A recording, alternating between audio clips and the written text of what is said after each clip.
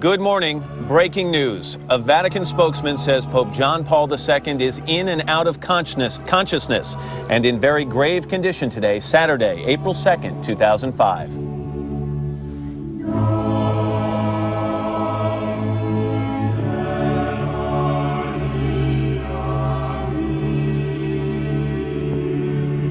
From NBC News, this is a special edition of Today with Katie Couric and Matt Lauer.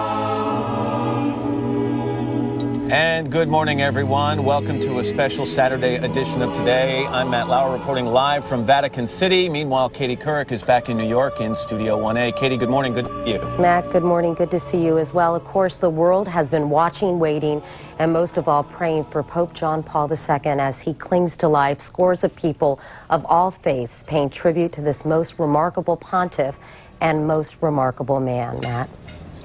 And Katie, we want to give you the latest from the Vatican this morning. A Vatican spokesperson said the Pope is not. He stressed he is in a coma, that often he opens his eyes when he's referred to. The 84-year-old pontiff remains at his Vatican apartment just across St. Peter's Square from us here, surrounded by his medical team and his closest aides. His health has rapidly deteriorated, with his heart and kidneys badly damaged after a urinary tract infection, a high fever, and heart failure about 36 hours ago. Thousands of the faithful, as you can see, are still gathered here this morning after spending the night outside the papal apartment waiting for any news. Now, the Vatican spokesman, Joaquin Navarro-Valls, told the press this morning that the Pope appeared to be referring to the masses when he seemed to say the following statement, and I'm quoting, "I have looked for you, now you have come to me, and I thank you." Mass was celebrated in the presence of the Pope this morning, but he did not participate in that. That, again, according to the Vatican spokesman. Matt, coming up, we're going to reflect on the pontiff's incredible reign and his legacy with some of those who made up his inner circle. We'll also look ahead to what the world might expect from a papal funeral, because there hasn't been one for 26 years, and what is involved in the process of selecting the next pope. Then we'll examine the way John Paul II put his unique stamp on the Catholic Church for generations to come. Meanwhile, as we mentioned, people of all faiths have been so touched by this man. So this morning, the Reverend Franklin Graham will weigh in with his thoughts on the Pope's legacy. Matt? All right, thanks. But first, watching and waiting as the Pope clings to life. We have comprehensive coverage this morning, including Campbell Brown here in Vatican City and NBC's Lester Holt outside St. Patrick's Cathedral in New York. But let's begin with Campbell. Campbell, good morning. Good morning, Matt. Well, this morning, top church officials are making their way to Rome. The Pope holding on through the night, but his health now clearly failing. This morning, as crowds gathered yet again in St. Peter's Square, the Vatican spokesman Joaquin Navarro-Valls described the Pope's condition as still very serious, with the Holy Father in and out of consciousness. When aides tried to speak with him, he would open his eyes, but at times was unresponsive. This morning, a mass was said and surrounded by his closest aides, two personal secretaries. The three sisters cared for years. The doctor who has been with him for many years as well. Well, thank you very much. We'll hear you morning. Let's go back to New York and Katie.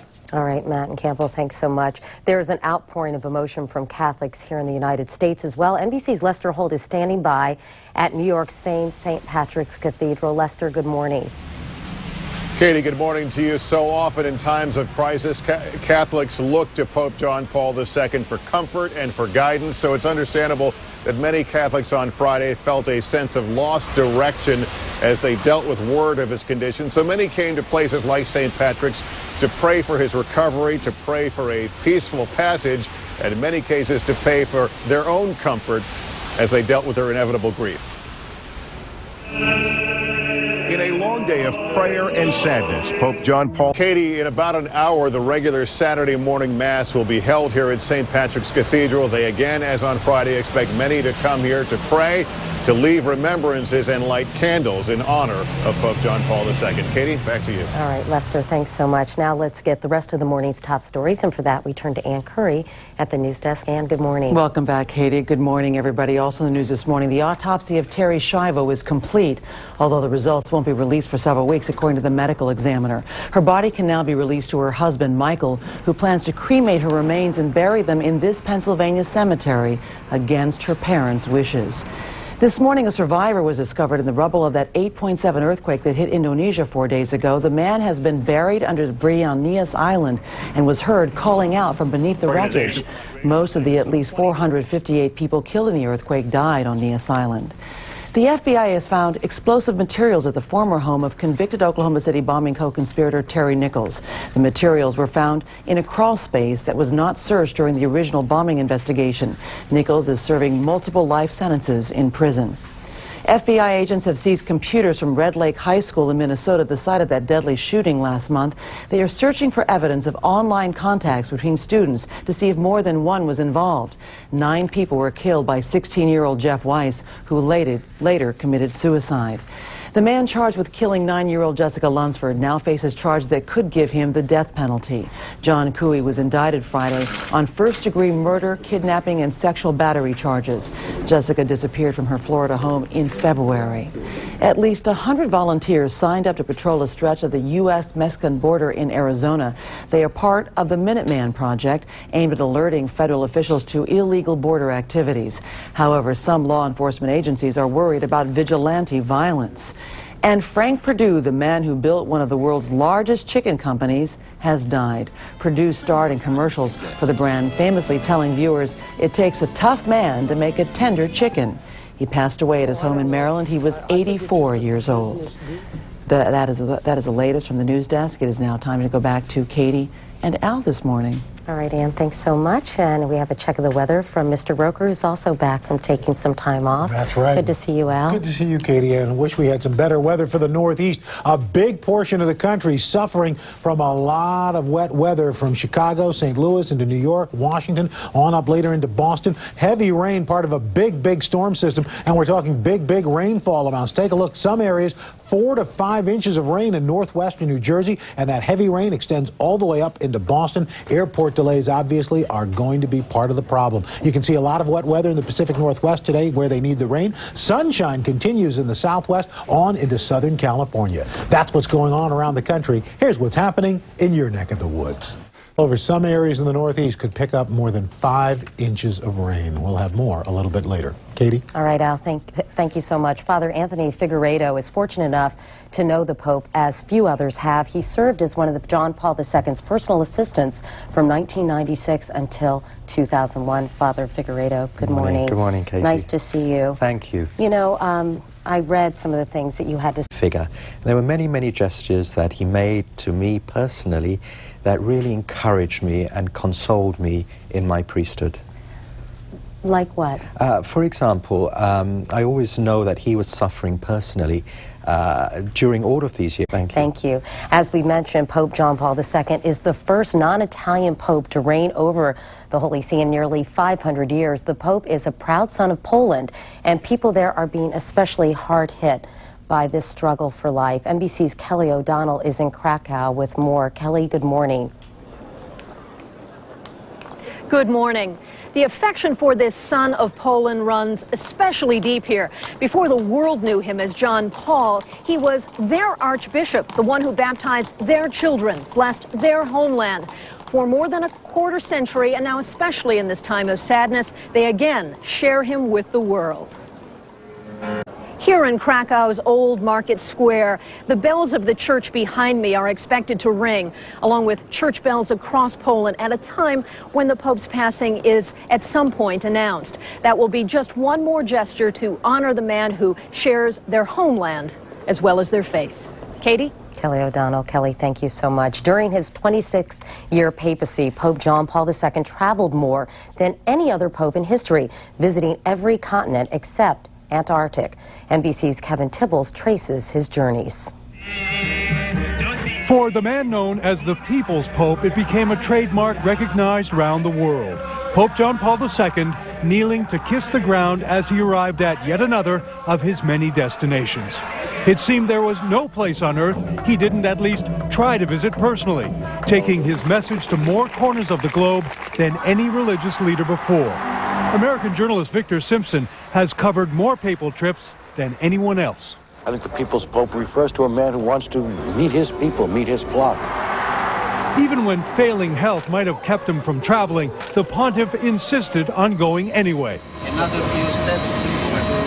And when he was unable to bend down to kiss the ground, as in Israel in 2000, the ground was brought to him.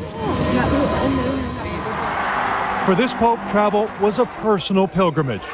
From humble beginnings himself, he seemed to understand the effect his visits would have on the poor and powerless. Making a point to personally meet as many as he could, eye to eye, one-on-one. He spent decades removing the barriers between the faithful and the church. Many of these Catholics will never be able to come to Rome. It's too far, they can't afford it. And it wasn't only Catholics he reached out to. What we see of the mosque today, as in 2001 when the pontiff went to Syria and toured a holy mosque in Damascus, he was met by cheering crowds. John Paul II touched down in more than 125 different countries, clocking well over 750,000 air miles, enough for more than 30 trips around the world. Thousands of sermons, greetings in more than 60 languages. His personal postcard of peace and the message he so often conveyed. Offering calm to battle-torn regions where recent war had tested the faith of so many, as in 2003 on his 100th trip, destination Croatia. Or his triumphant return to his Polish homeland, where his journey to Rome all began. Even when he seemed too frail to travel, Pope John Paul would say, as long as there are Catholics, they have the right to see their Pope. And to an unprecedented extent, Catholics around the world did just that. Kevin Tibbles, NBC News. Father Anthony Figueiredo was the Pope's special personal assistant from 1996 to 2001. He rejoins us. Tell me, Father Figueiredo, why your insight.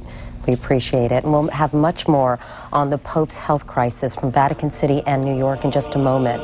But first, this is Today on NBC.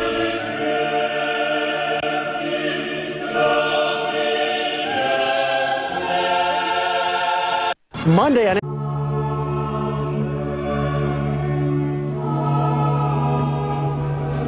Katie, as you can see over my shoulder, perhaps St. Peter's Basilica in St. Peter's Square. There are thousands of people gathered on this Saturday afternoon in Vatican City, offering prayers to Pope John Paul II, who remains in his personal residence. And coming up, we're going to talk to some of the men who've been close to the Pope over the years and discuss his unique grace out of the spotlight, and then talk about the events that will occur after the Pope dies. And Matt, if the end is near, what will the Catholic Church do next? We're going to find out just how the Church mourns the death of a Pope and the steps that will be taken to pick a new spiritual leader.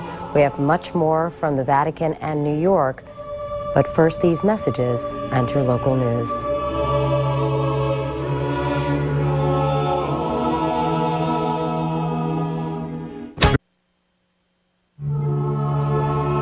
It is 7:30 on a Saturday morning, 2:30 in the afternoon here in Vatican City as pilgrims from all around the world converge on St. Peter's Square, waiting for any word they can get about the condition of Pope John Paul II. And welcome back to a special Saturday edition, a split edition of Today on this Saturday morning. I'm Matt Lauer reporting from Vatican City. Katie's back in New York in Studio 1A. Katie, good morning again. Matt, good morning to you as well. Pope John Paul II may be the most robust man the Vatican has ever known. While some predicted the end was near on Friday, he is still clinging to life this morning, Matt. That's right. A Vatican spokesman this morning said the Pope, his condition is still very grave, but he stressed. All right, obviously we're having some technical problems right now, and John Paul was a modern pope who traveled to 129 countries, as we heard earlier, but he was quite conservative when it came to church doctrine. Ahead, we'll be talking with Archbishop John Foley about the Pope's legacy. We'll also get his personal thoughts on the passing of a good friend. Lots to get to, but first we're going to head to the news desk for the latest news headlines, and for that we turn to Ann Curry. Ann. All right, thanks a lot, Katie. Good morning once again, everybody. Also in the news this morning, today a car bomb exploded in central Iraq, killing 5 people, including 4 police officers on patrol. Also in Iraq, gunmen killed an education official in Baghdad, and the military said today a U.S. Marine was killed in Ramadi. Also in the news, the autopsy of Terry Schiavo is now complete, but the medical examiner says the result. Let's now turn back to Katie and Al this morning. All right, Ann, thanks so much. Here's another look at the morning's weather, or the weekend weather, I guess, for much of the country, looking pretty nasty. Yeah, well, at least the eastern half to start things off. Let's get it started for you. Show you for today, but the northeast and the northwest corners looking a little on the wet side. That's what's going on around the country. Here's what's happening in your neck of the woods. Thanks, Al. Here's weather. Matt?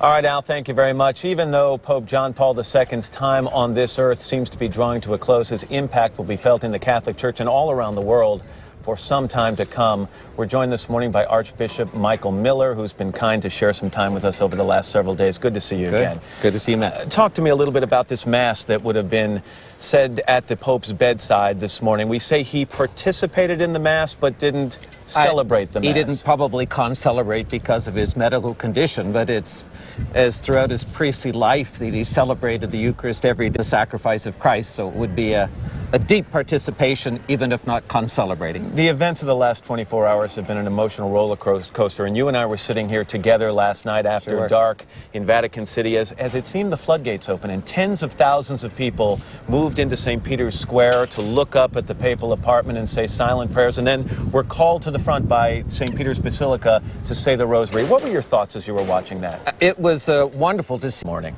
And we will have much more ahead on a Saturday morning, live from Vatican City and, of course, from New York. But first, these messages.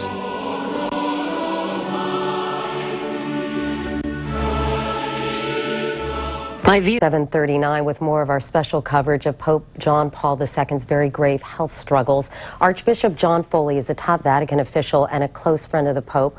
For all of us who have known and loved this man for